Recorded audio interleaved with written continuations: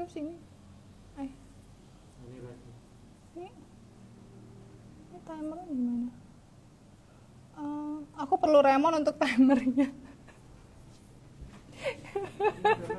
Something happened with the timer. Hai, hai Maureen. Ah, siapa? Nah.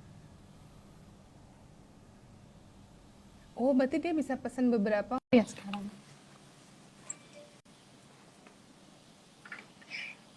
Hai Jo. Ada Maitin. Apa kabar Maitin? Sehat selalu ya. Thank you lo udah join. Ada Bu Firda, MUA kondangnya di Bali. Hai ponakanku. Aku sekarang karena topiknya saya berbully, aku nggak boleh bilang bahwa aku ngebully kamu loh. Nanti bahaya ini. Nanti di take down nanti. Enggak ya Maureen ya? Iya kan ini ya. Anti yang baik. Balas dong. Maksa gitu. Sebentar ya. Jadi hari ini kita ada sedikit technical glitch lagi.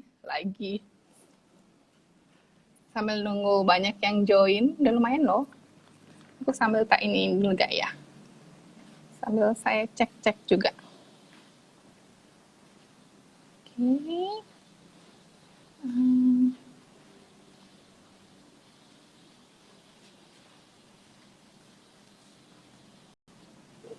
Oke. Hai teman-temanku semua. Ada Yante. Ntar ya, aku lagi nunggu Vera buat join. Tadi kan udah di request deh. Sebentar. Ini kayaknya memang hari ini sedikit hari agak panas ya di Bali ya. Aku udah invite Vera kan ya? Oke. Ya sambil menunggu.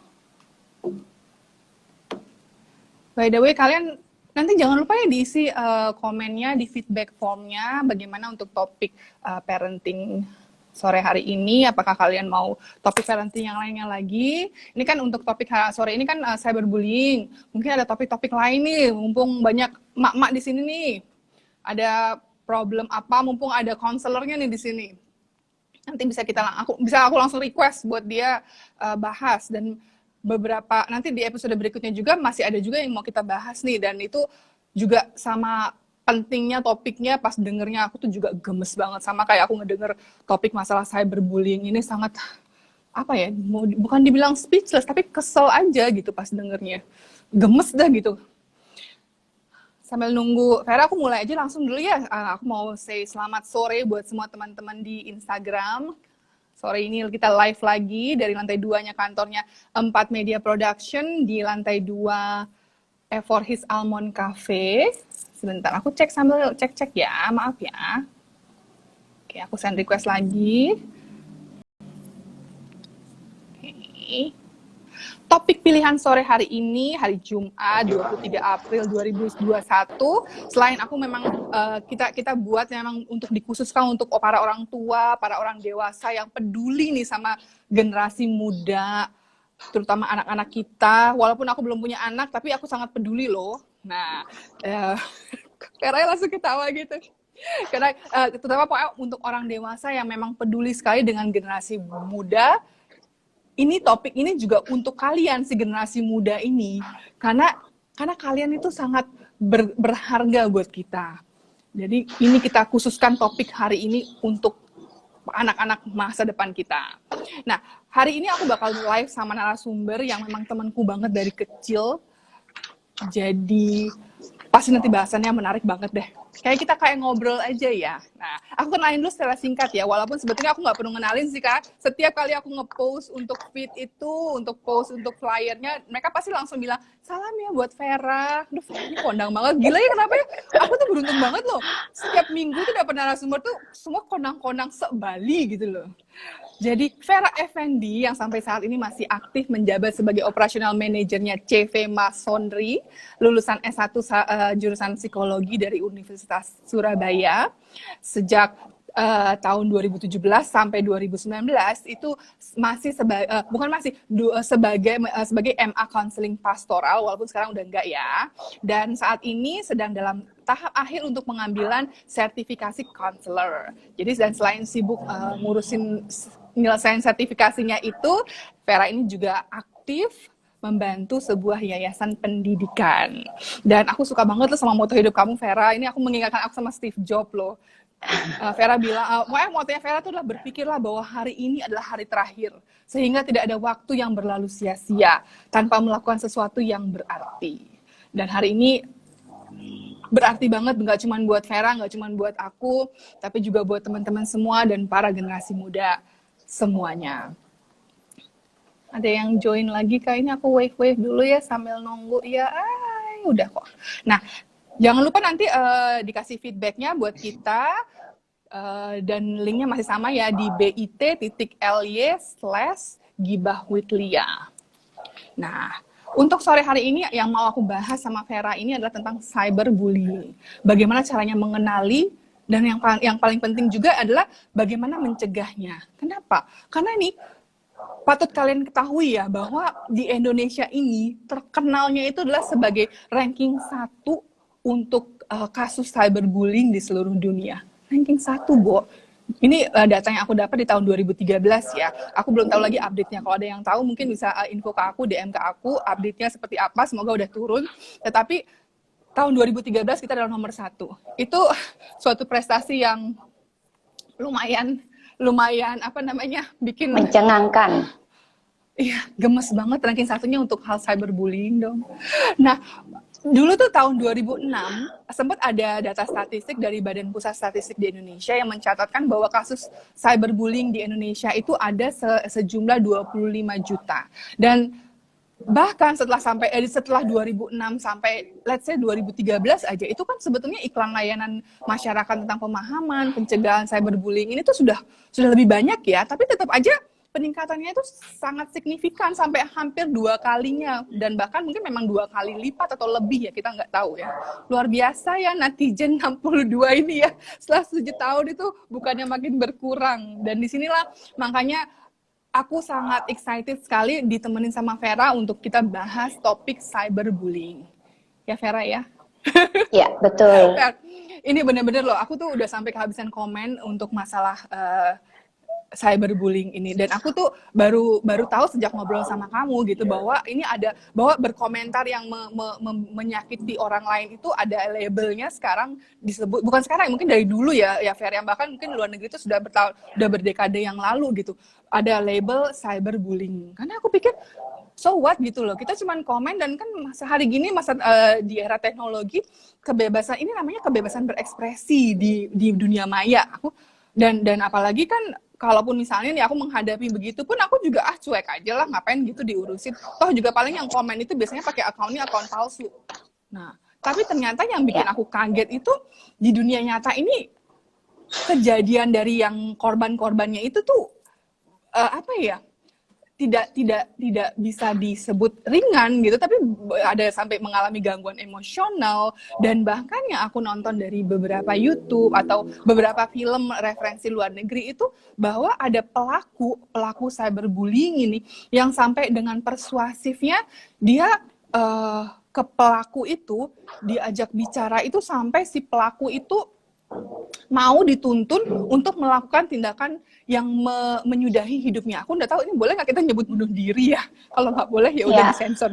Tapi ini kita ngomongnya belak-belakan aja lah. Pokoknya memang bahwa itu kasusnya ada. Bahwa memang si pelaku itu menggiring si korban itu sampai untuk melakukan bunuh diri. Dan si orang tua itu bahkan, ini sedihnya ya Fer ya, mereka tuh baru tahu itu bahwa anaknya itu adalah korban cyberbullying itu setelah mereka mendapati anaknya itu sudah tidak bernyawa. Gila ya, sampai se-ekstrim itu, Fer. Iya. Ayo deh, Fer, coba jelasin deh.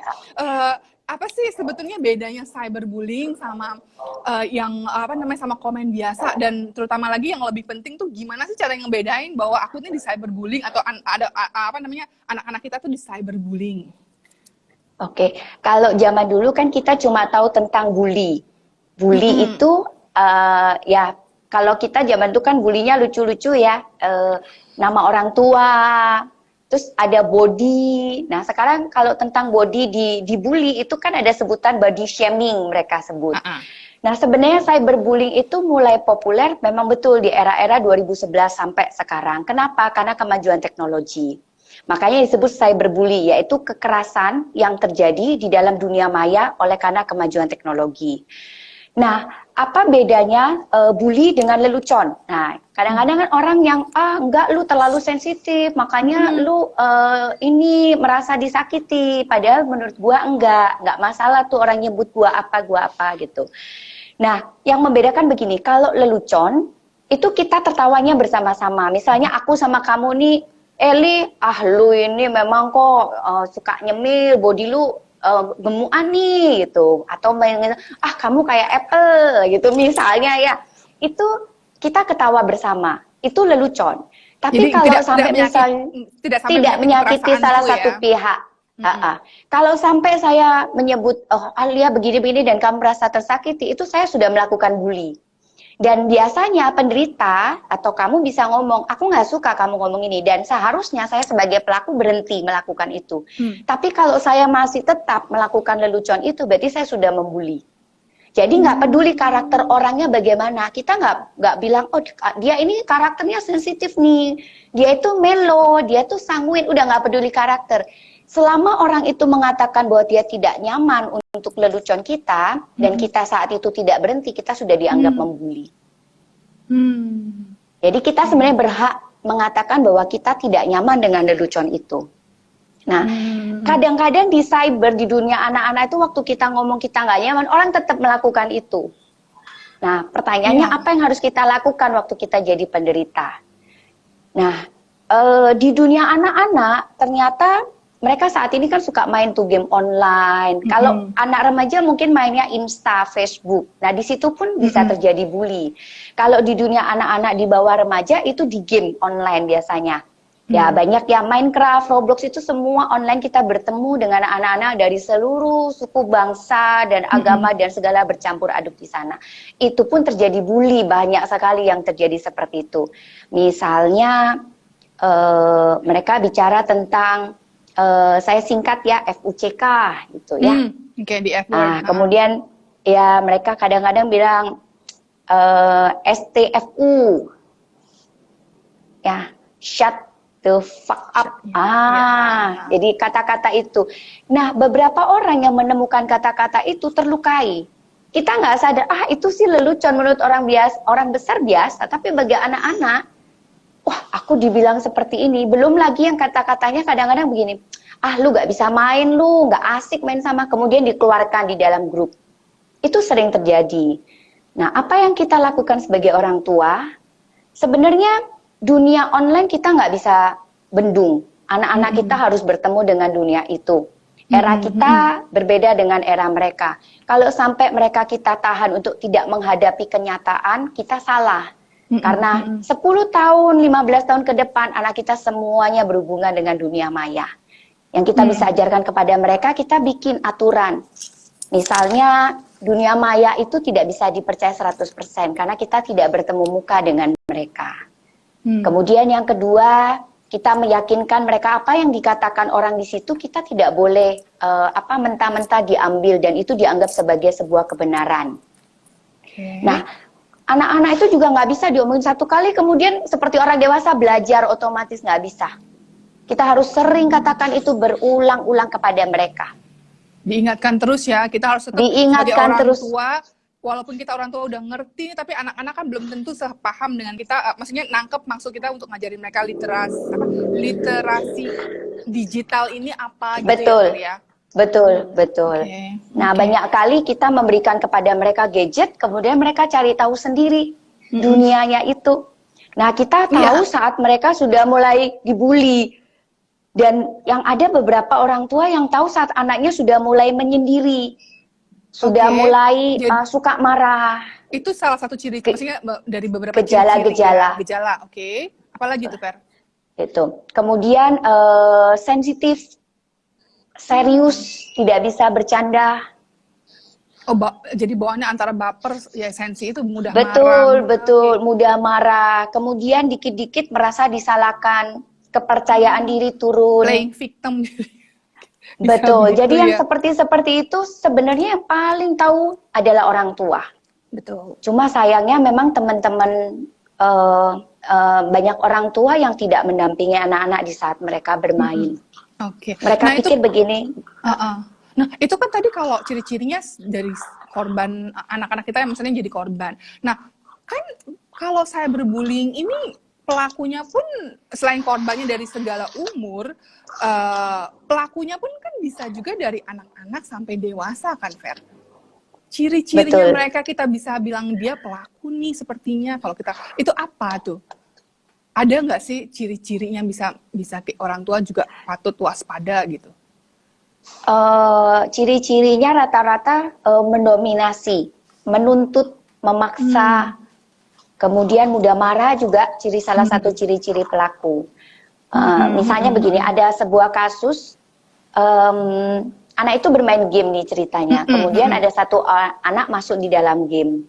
Kemudian mulailah dia mengomentari salah satu peserta game. Ini anak nggak bisa main, kita depak aja dia gitu. Oh, dia nah kebetulan gitu yang ya? Betul, dia di situ mengompori. Nah kebetulan satu anak ini cukup ekspresif, suka bicara. Kemudian dia tanya, kenapa saya lo nggak ngapa-ngapain di game, saya juga baik kok dengan teman-teman di sini begitu.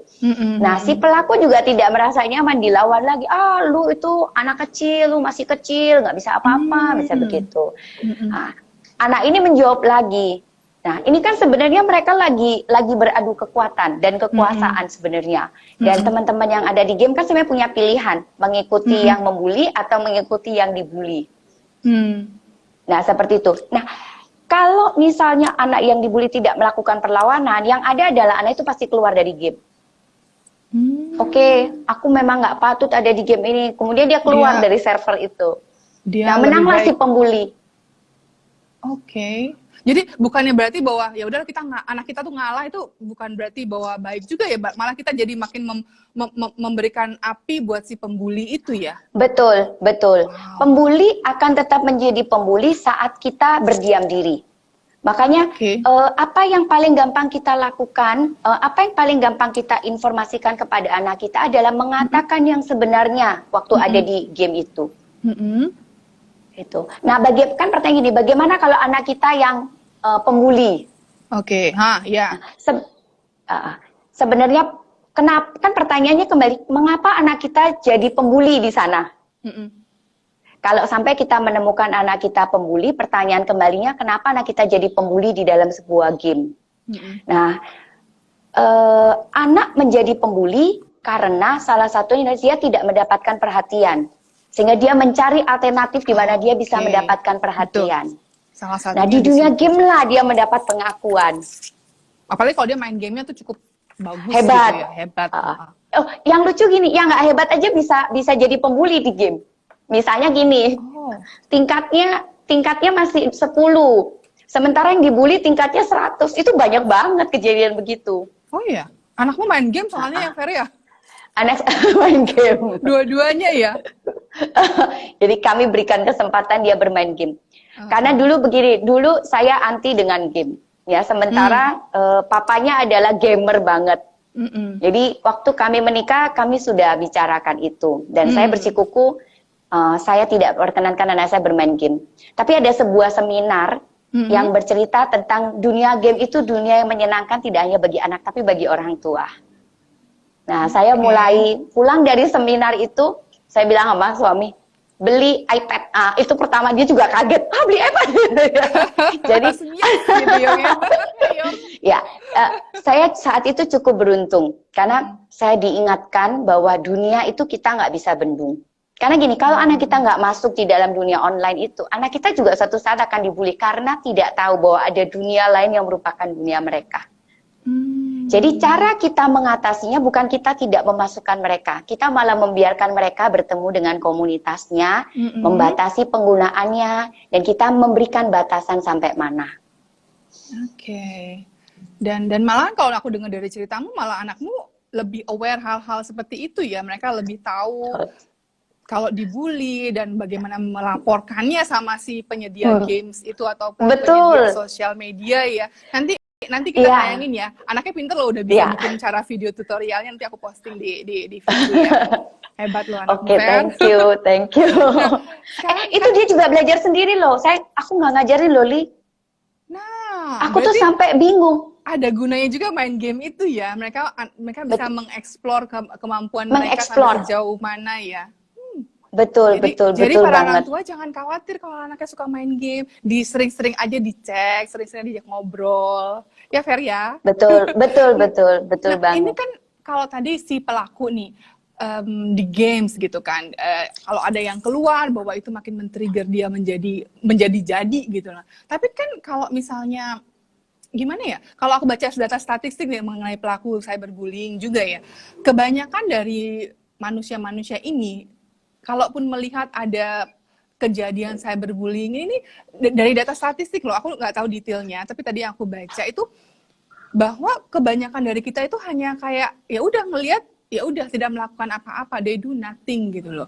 Dan itu cukup apa ya, perbedaannya dengan yang melapor atau bagaimana itu tuh cukup jauh gitu aku melihat. Jadi ya gimana dong?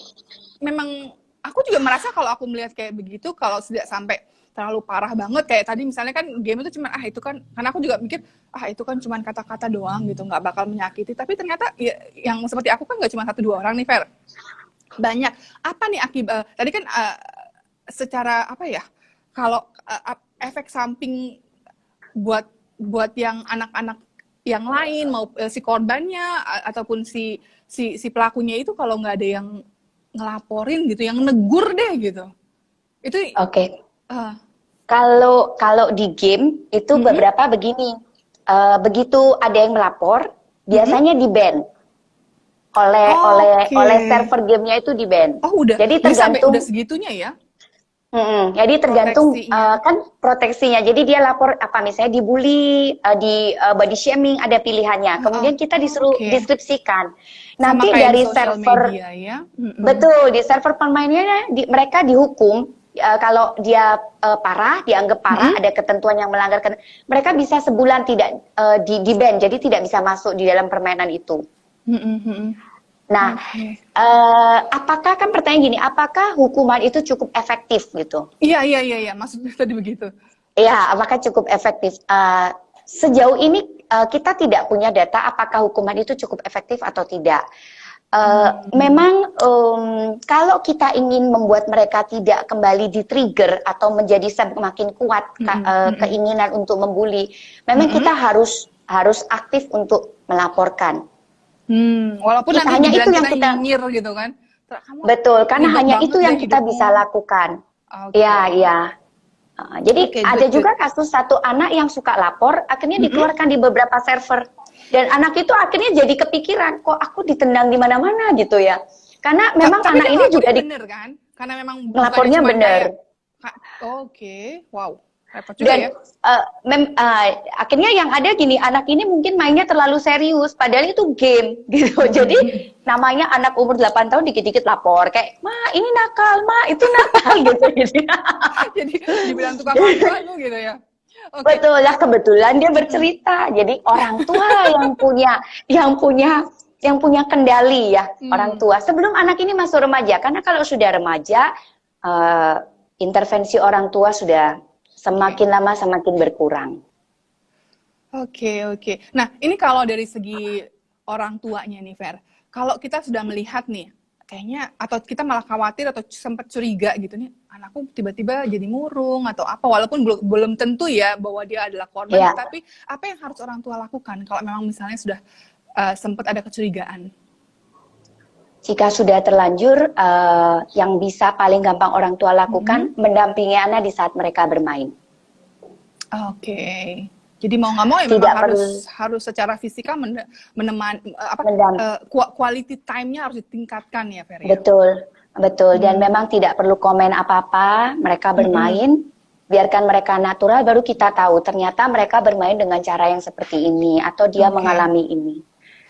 Dan anak tuh kan kadang tergantung juga dengan hubungan dengan orang tuanya ya. Tidak semudah itu juga mereka cerita sama orang tua ada masalah apa, karena mungkin takutnya itu nanti masalah sepele, aku bilang malah nanti aku bilang tukang ngadu ke orang tua. Tukang ngadu. Ada yang seperti itu kan orang tuanya ya, Fer ya. Betul. Jadi kalau mau ideal, sebenarnya waktu anak-anak bermain, mulai mengenal dunia maya, kita sudah mulai memberikan koridor. Nah kebetulan anakku itu kita nggak berikan koridor waktu bermain. Cuma yang satu hal yang membuat dia berhati-hati itu begini. Kami cuma berikan dia 1 minggu 1 hari untuk bermain game, yaitu di hari Jumat di pukul 6 sampai pukul 10. Dan saat itulah kami semua di rumah tidak pergi kemana-mana. Saat itulah kami berada dalam sebuah ruangan yang sama. Jadi dia kalau main game itu, aduh lucu, anak-anak kalau main teriak-teriak. Padahal main sama kakaknya di sebelah, tapi game yang sama. Game yang sama gitu loh. Terus kadang-kadang ditambah handphone lagi satu, ditambah WA. Jadi dia ngomong sama temennya, dia ketemu di game. Nah seperti itu. Nah dari obrolan mereka, kita tahu loh anak-anak ini dengan mudah sekali mengeluarkan kata-kata yang tidak pantas. Iya, kebun binatang, di F word atau ya kalau bahasa Balinya kan di the B word. Padahal kami di rumah tidak pernah mengatakan kata-kata itu. Oh, dan mereka tahunya itu dari game itu ya? Terus dari game. Kalau kamu dengar begitu, apa yang kamu lakukan atau sama suami lakukan? Langsung tegur? Kami langsung tegur di saat itu. Tolong kata-katanya kurang baik gitu. Dan itu mereka itu otomatis, saking happy, excited begitu. Dan di awal waktu kita tegur, dia katakan begini, semua teman ngomong begitu, Mak. Jadi bagi mereka itu normal, tidak ada masalah dan tidak melukai orang. Tapi kami kan tahu itu bahasa yang tidak sepantasnya kamu ucapkan gitu. Dan jadi mereka bilang, Ma ini harus Ma ini cuma di game. Betul. Ma ini cuma di game. Kenyataannya enggak. Setelah keluar dari game, kadang-kadang mereka kalau jengkel sama saudara itu dikeluarkan. Padahal main game itu seminggu 1 kali loh. Tapi efeknya tuh sampai keseharian terus ya. Nah, betul. Itu kan tadi kalau dari sisi pelaku nih, pelaku korbannya, Fer. Apa yang harus orang tua lakukan. Nah, sekarang kalau dari si pelakunya, Fer. Kadang kan anak bisa begitu. Kita ngomongin anak ya, masih di seputar anak. Orang tua, anak bisa begitu kan karena orang tua juga. Mereka kan mirroring sama orang tua. Kita gimana? Orang tuanya ya gimana? Apa harus ada orang tua lainnya menegur atau apa yang harus orang tua lakukan? Dan kadang mungkin orang tuanya sendiri malah, aduh gitu aja loh, itu biasalah anak-anak. Nah itu kamu kalau misalnya ngalamin kayak begitu, gimana dong sebagai orang tua? Melihat orang tua si pelaku begitu, melihat si pelaku begitu. Kalau di dunia maya kan kita nggak ketemu orang tuanya. Kita cuma bisa memberitahu anak kita untuk menegur anak itu. Kita juga tidak bisa menegur, mengambil alih server anak kita, kemudian kita mengomentari anak itu. Karena ini kan sebenarnya anak dengan anak ya. Gitu. Kita cuma bisa ajarin anak kita untuk tidak pernah berhenti membuat orang lain menjadi lebih baik. Karena bisa jadi kasihan sebenarnya yang pelaku. Kenapa mereka menjadi pelaku? Banyak kasus yang ditemukan bahwa orang tua daripada pelaku tidak memberikan perhatian. Dan di game lah dia mendapat perhatian. Sebenarnya kasihan sekali anak-anak ini. Nah, apa yang kita bisa lakukan? Kita nggak bisa intervensi ke keluarga per keluarga. Karena yang pertama itu dunia online. Kita nggak kenal mereka siapa, di sisi bagian dunia yang mana. Yang kita bisa gerakkan adalah anak kita. Untuk menjadikan orang lain perpanjangan tangan, menginsafkan orang lain misalnya, atau mengingatkan orang lain. Benar-benar. Dan jangan dianggap bahwa mereka anak kecil nggak bisa kayak begitu ya, Fer ya. Tapi bila kita sebagai orang tua mengajarkan, mereka tentu juga sudah bisa ya caranya. Yaitu mengatasi permasalahannya sendiri ya. Iya. Betul sekali. Jadi memang kalau kita ketemu kasusnya pelaku bully tidak diperhatikan oleh ibu, ayah. Kemudian waktu mereka masuk dunia permainan, mereka mendapatkan kepuasan. Dan mereka menjadi pemenang di dalam sana. Makanya apa yang bisa dilakukan, kita mendorong, mensupport anak-anak yang dibully untuk berani melakukan sebuah perlawanan. Karena dengan itu mereka berhenti. Kan mereka nggak dapat kekuasaan. Jadi mereka akhirnya juga... Gitu. Jadi ya oke. Nah, Fer, kalau aku baca di sosial media bahwa di Indonesia ini untuk undang-undang ITE-nya itu juga sebetulnya sudah mencakup untuk cyberbullying ya, baik pasalnya maupun hukumannya dan juga dendanya itu kalau aku cek itu lumayan berat juga ya, sampai bertahun-tahun dan sampai ratusan juta dendanya. Aku nggak tahu ya apa hukuman yang sama juga untuk anak-anak berlaku atau biasanya sudah atau apakah sudah ada gitu ya kasus di Indonesia atau di luar negeri, aku belum tahu, tetapi patut diketahui bahwa untuk di Indonesia payung hukumnya sudah ada dari undang-undang ITE-nya. Tapi ternyata kan korbannya tetap aja makin banyak ya, Fer ya. Kenapa ya? Orangnya pada nggak takut hukum ya? Karena banyak orang yang mungkin tidak melaporkan ya. Oh. Karena gini, kadang-kadang kan pelapor diminta untuk menunjukkan jati diri. Memang di surat kabar ditulis nama singkat, tapi kan kita nggak bisa menutup ada wartawan, ada ini, dan itu kan popularitas sebenarnya. Apalagi kalau anak remaja, orang tuanya kadang yang nggak sanggup menerima cemooh. Kan ini kalau mereka lapor, ujung-ujungnya yang merasa dikecewakan orang tua. Orang tua nggak bisa didik anak nih, gitu. Iya. Sama waktu anak kita jadi pelaku bully, orang tuanya nggak bisa didik anak. Nah, memang kita bisa cegah waktu anak kita belum melakukan pembulian kepada orang lain atau anak kita dibully. Ya, ayo kita luangkan waktu untuk anak-anak kita. Oke. Benar. Nah, kalau di dunia, maksudnya di dunia maya itu kan istilah-istilah yang aku temukan itu ada berbagai macam ya. Tapi memang ternyata bahwa di aku balik lagi ke hukum ya, ini untuk secara payung hukumnya, bahwa ternyata ada bukan kalau dibilang beda sih enggak juga, tetapi memang cakupannya itu tidak semajemuk yang ada di dunia maya gitu. Kalau aku kutip dari Miko Ginting, staf pengajar dari Sekolah Hukum Jentera, dari cuplikan pembicaranya dia di Net Media Tama tahun 2017 nih, dalam Undang-Undang ITE itu pengertian cyberbullying ini adalah mengirimkan pesan yang berisi ancaman kekerasan atau menakut-nakuti yang ditujukan secara pribadi. Nah kalau kita nih, aku udah aware sama masalah cyberbullying dan aku misalnya melihat nih ada anak ataupun orang dewasa yang melakukan cyberbullying pada saat mantau sosial media misalnya atau main games gitu. Aku harus ngapain nih? Ada hotline pengaduan atau misalnya kalau harus ke polisi seperti apa nanti langkah-langkahnya gitu. Apalagi kalau kan misalnya nih pelakunya anak-anak, kadang kan nggak tega nih, Fer, harus bagaimana gitu. Tapi harus menindak juga nih karena ini sudah nggak bisa dibiarin lagi gitu. Kalau di Insta dan Facebook ada panduan sebenarnya untuk kita lapor.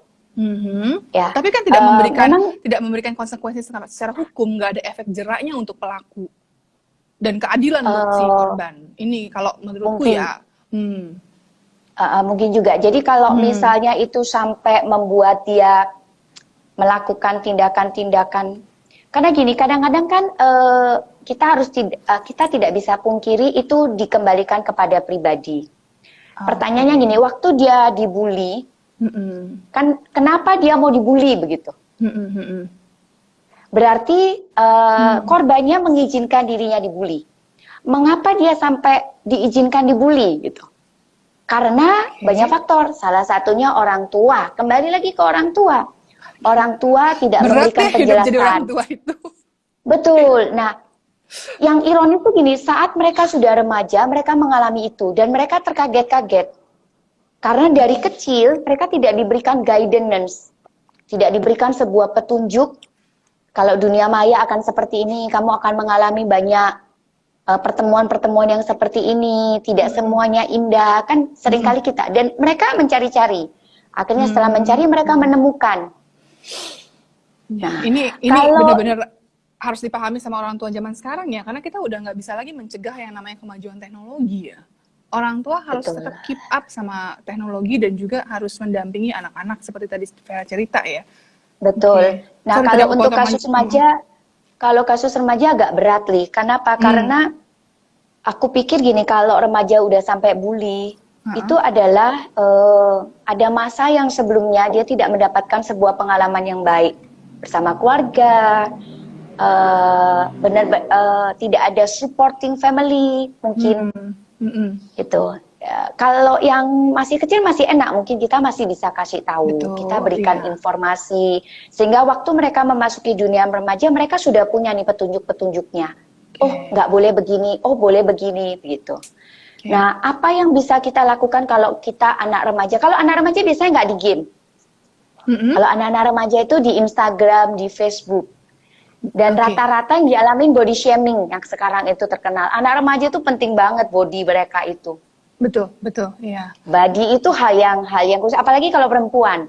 Iya. Dan aku gitu. juga lumayan sering mendengar ya remaja sekarang tuh ngomongnya tuh kayak bener-bener nggak pakai empati ya. Mereka yang bilang, aduh lu gendut, aduh lu begini, miskin lagi, udah mati aja lo gitu. Mereka menganggap bahwa itu kayak kata-kata biasa gitu, tapi mereka nggak tahu bahwa efek impact-nya ke depan itu untuk si orang yang dia kata-katai seperti itu gitu kan. Itu panjang dan sangat kompleks nanti jadinya ya. Iya, kalau anak remaja ada banyak cara. Kalau di Insta kita bisa settingkan private account, kita mau kasih siapa yang berteman. Kemudian kita bisa pilih apa yang diposting. Jadi gini, kalau kita memilih postingan yang menantang, kita harus siap tuh dibully. Kita harus siap dikata-katain. Jadi cari posting yang aman-aman deh gitu loh. Jangan posting-posting yang sebenarnya agak nyeleneh. Kan kita sebenarnya anak remaja udah tahu koridor yang nyeleneh sama yang enggak. Kan sebenarnya mereka tahu. Tapi mereka tuh kayak sekarang tuh ada kayak semacam keinginan, aduh aku harus posting seperti itu, posenya, gayanya, bajunya supaya banyak like-nya, banyak followernya, apa sih istilahnya pengen ya beken. Gitu. Iya. Beken mendadak gitu, atau segera dengan instan gitu. Nah seperti itu ya, kita udah nggak bisa nggak bisa apa-apa. Betul. Nah kembali kita cuma bisa memberikan mereka pilihan. Kalau kamu pilih ini, konsekuensinya ini. Kalau kamu pilih ini, konsekuensinya ini. Makanya aku katakan tadi kan gini, memang perjalanan anak-anak itu kan sebenarnya rentetan panjang yang berupa rantai yang kita nggak bisa putus. Kalau kita dari kecil sudah memberikan sebuah pendidikan yang maksudnya quality family kita kurang, ya kita bisa udah lihat kurang lebih remajanya seperti apa. Belum lagi kalau dia bertemu dengan komunitas kita yang nggak kenal dan kita udah nggak bisa tahan itu, kita nggak bisa tahan. Kadang-kadang begini, yang ada quality family aja bisa bermasalah anaknya. Oke, apalagi yang enggak. Karena anak sekarang tuh unik sekali. Zaman kita dulu kita ditakut-takutin, kita udah takut Kak, berani coba. Anak sekarang enggak. Ditakutin dia harus coba malahan. Malah dicari gitu ya masalahnya. Dicoba, gitu ya? Betul. Luar biasa emang. Itulah hasil dari susu apa namanya formula yang sangat berkualitas. Terus anak remaja kita bisa kasih tahu mereka cara mengenalin akun palsu, bagaimana kita bersama mereka, yuk kita kenalin akun palsu. Memang orang tua belajar juga lah. Harus ya, memang mau nggak mau ya. Harusnya belajar. Jadi jangan bikin karbitan. Jangan bikin karbit ya. Karbitan kadang-kadang gini, Instagram itu kan banyak bikin peraturan. Instagram, Facebook bikin aturan. Yang boleh main Instagram, kalau nggak salah usia 14 tahun. 13. Tapi banyak orang tuh 13 ya. Nah, sekarang banyak banget bayi udah dibikinin Insta. Lah anaknya baru lahir aja udah punya Instagram. Betul. Nanti umur 4 tahun dia udah nanti 4 tahun dia buka sendiri sudah. Padahal dia nggak ngerti. Terus kita ajarin dia nggak akan ngerti, nggak nyampe ilmunya gitu loh. Jadi repot juga ya sebenarnya orang tua yang harusnya memberikan petunjuk yang benar nih gitu, cara apa sih digital literasinya bagaimana, malah sebaliknya gitu, ngajarin yang belum waktunya nih, bahwa kan kayak Instagram itu kan minimal join adalah usia 13 dan seharusnya pada saat mereka sign up itu kan mereka juga harus membaca bahwa ada gitu minimal umur sekian, tapi udah tahu juga tetap aja yes agree gitu. Nah betul. Dan kemudian diberikan mengelola sendiri akunnya. Ya udah tau lah mereka pasang apa. Kadang mereka pikir cuma foto-foto aja gitu. Sorry, nggak pakai baju, cuma anduan. Nah, belum tahu aja predator di luar sana seperti apa ya. Kalau melihat yang seperti itu ya dijual loh itu nanti. Saya suka khawatir kalau ngeliat teman-teman yang seperti begitu mempostingnya. Oke, ini ada pertanyaan dari Ketut Agus Mahendra. Apakah ada undang-undang tentang cyberbullying? Nah, terus dari Vera, nanti mungkin Vera bisa bantu jawab ya. Terus anak-anak gawat, katanya Remon Yanuar, anak-anak gawat banget nih kalau nggak ada diawasin medsosnya. Orang tuanya juga nggak tahu kan kalau nggak ngobrol sama anaknya kalau begitu kan, ya kan Mon? Oke, gimana? Ya, silakan. Kalau anak-anak kita remaja dan sudah punya medsos, kita harus jadi temannya mereka. Jangan sampai bergabunglah mereka di dalam mau sungkan gitu ya mau bicara ya. Sama betul, kita harus menjadi teman mereka, kita terdaftar sebagai teman mereka, di Facebook kita berteman dengan mereka, di Insta kita bertemu dengan mereka. Dan kita dari awal, waktu mereka sudah mulai memegang medsos, kita bisa ngomong dengan mereka, kita diberikan wewenang untuk megang kunci. Jadi kita bisa, misalnya begini, kita punya kewenangan untuk menghapus atau tidak menerima pertemanan dari orang-orang yang mungkin kita anggap berbahaya. Iya. Misalnya begini, ini ada kasus. Anaknya umur 17 tahun, tapi ada seorang pria yang umurnya 50 tahun berteman di sana. Nah, waktu orang tuanya melihat, waktu di direct message dicari-cari, ini rentetan kan bisa jadi gini, temennya punya ayah, punya siapa, punya paman, ternyata nggak ada tuh, nggak ada hubungan sama sekali, jadi ini orang luar gitu. Nah, temenku langsung lah reject itu orang. Karena kan gini, kamu umur 50 tahun, lu ngapain berteman sama orang 17 tahun gitu loh. Iya, antara dia iseng pas ngelihat recommend friends untuk ditambahkan di sosial media itu, atau memang ada sesuatunya ya? Orang tuanya menduga ada sesuatu bahwa ini laki-laki yang menurut dia nggak ada relevansinya lah invite itu. Betul, mungkin salah satunya itu memang tidak terbukti jadi orang tua bilang daripada aku nanggung resiko sudah terlanjur, lebih baik sekarang. Toh dia kehilangan satu teman umur 50, nggak ada gunanya gitu loh. Dan ini based on true story dari temenmu ya, Feria, cerita ya? Betul banget. Tuh, hati-hati tuh teman-teman. Oke. Yang tadi yang untuk masalah undang-undang ditanya sama Ketut Agus Mahendra gimana, Fer? Mungkin itu pertanyaan terakhir ya? Ya, kalau undang-undang memang ada. Cuma kalau ditanya relevansinya sejauh ini apakah sudah pernah ada, saya nggak pernah baca sampai di surat kabar ya. Biasanya berakhir dengan kalau damai ya? Mungkin paling jelek di ban mungkin ya, di ban kemudian tidak bisa lagi masuk ke dalam Instagram. Kalau di cyberbully mungkin itu dunianya di bawah anak-anak ya, jadi mungkin hanya ya itu tadi dihukum tidak bermain Roblox atau Minecraft seperti itu. Jadi mungkin kita bisa fokus. Tegasnya tuh belum ada ya, Feria? Belum ada. Ya mungkin nanti bisa dimulai dari kita inilah yang sudah mulai lebih aware sama istilah cyberbullying ini ya, Feria. Iya, betul. Nah, Fer, ini untuk menutup pembahasan cyberbullying dari Vera pribadi nih, ada nggak pesan yang mau disampaikan ke orang tua atau orang dewasa mengenai masalah cyberbullying ini?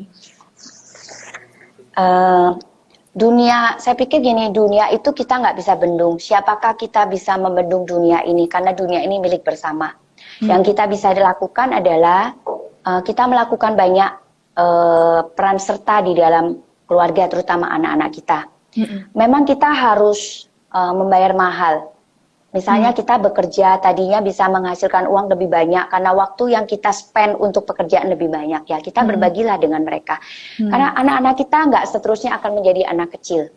Anak kita kurang lebih umur 15 tahun mereka akan terbang menggapai dunia ini yang kita udah nggak bisa apa-apa.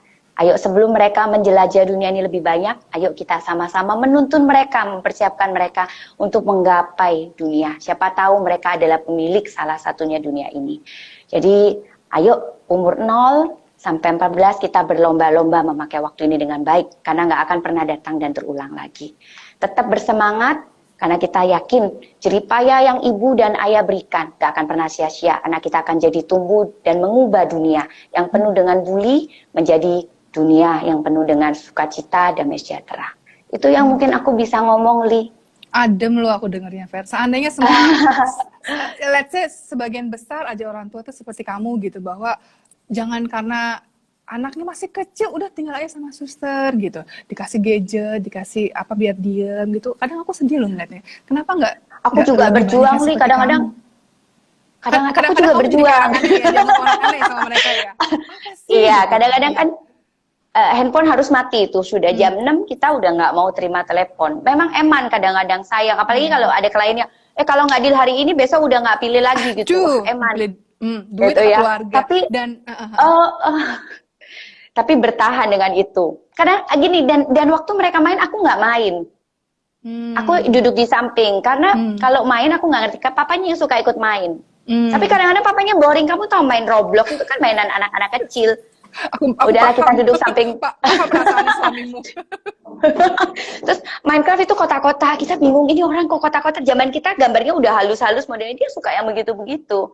Tapi oke lah kita duduk samping dia, dengerin dia punya celoteh. Lucu-lucu sih. Dan satu lagi mungkin kalau aku melihat dari kalian berdua nih, dari Vera dan suami, ada satu kesamaan ya. Jadi bahasanya sama nih, mendidik anak tuh seperti apa sudah disepakati sebelumnya.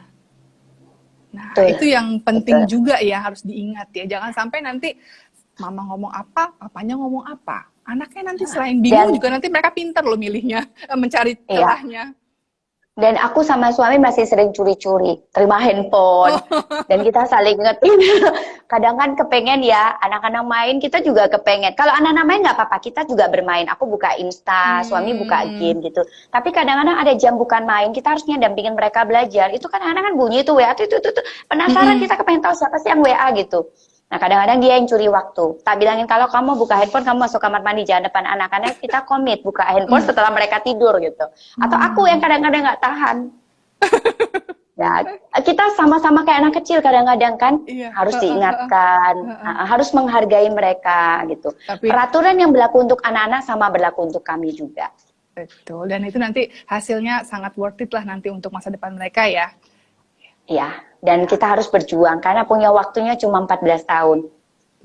Sangat-sangat singkat waktu karena itu. Berarti nanti setelah mereka udah 14 tahun, mereka udah bukan, istilahnya yang kasarnya ya, bukan milik orang tuanya lagi ya, tapi milik teman-teman sepermainan milik teman-teman. Mereka. Betul banget Lia. Nah, jadi teman-teman, walaupun internet itu sekarang kan makin mudah diakses, makin ramah di dompet gitu, tapi tetaplah bijak untuk menggunakannya. Dan buat teman-teman, buat adik-adikku, tetap harus selalu waspada pada saat berselancar di dunia maya ataupun main game online, karena predator itu ada di mana-mana loh. Nah, tadi kan kita udah sempat curi-curi juga ngomong predator. Itu nanti pembahasannya di episode berikutnya ya, di episode lainnya sama Vera, masih seputar parenting. Dan ini pasti nggak kalah ngegemesinnya juga loh pas aku ngedenger, pas aku ngobrol sama Vera masalah yang topik berhubungan dengan predator ini, tapi dalam selimut istilahnya kayak serigala berselimut domba ya. Dan itu terjadi loh, kita bisa kaget-kaget. Iya, betul. Aku aja, wah, gitu ya. Yang kupikir, I thought I knew everything about this kind of crime gitu kan. Ternyata masih dengar dari cerita Vera, wow gitu. Nah, jadi walaupun teman-teman, adik-adik, kalian tuh bisa, memang kalian bisa dengan mudah mengakses sosial media, game online, dan tanpa menggunakan nama dan identitas sebenarnya, ataupun secara anonim, pakai avatar dan sebagainya. Ingat ya, bukan berarti bahwa kalian tuh bisa ngomong seenaknya loh ya, tanpa peduli perasaan orang lain yang baca. Dan kalian tuh, ini tolong jangan beranggapan bahwa, gua kan pakai anonim, nggak bakal ketahuan. Jangan salah.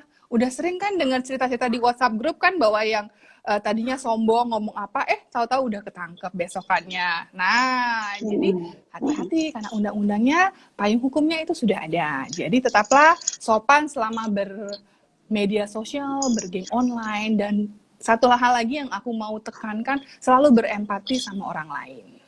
Gitu ya. Jadi terima kasih buat semua teman-teman yang sudah join, dan live ini nanti segera akan tersedia untuk di IGTV-nya Gibah with Lia, jadi bisa ditonton ulang lagi, dan ditunggu juga untuk feedbacknya untuk episode ini. Dan kalau teman-teman ada pengen topik yang mau dibahas di Gibah with Lia, tinggal DM aja ke kita atau ditaruh nanti di form feedbacknya. Nanti kita akan coba digarap sama teman-teman dan narasumber lainnya.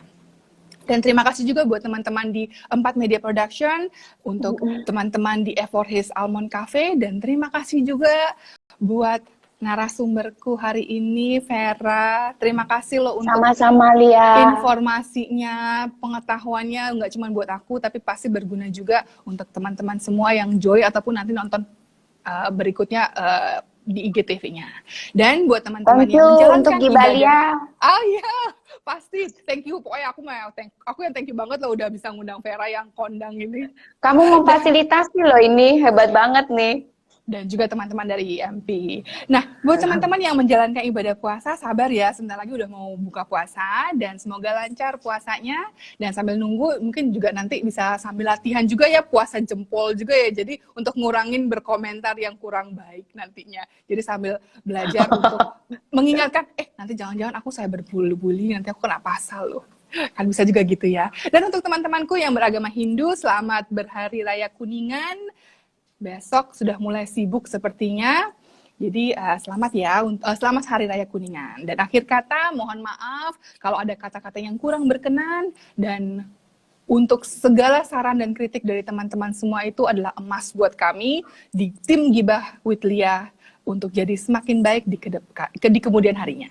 Oke? Jadi stay healthy, stay safe, dan ingat pakai masker dan hindari keramaian. Jadi Lia pamit dulu untuk sore hari ini, dan sampai ketemu di episode berikutnya dengan topik yang menarik lainnya. Oke, bye-bye. Bye-bye.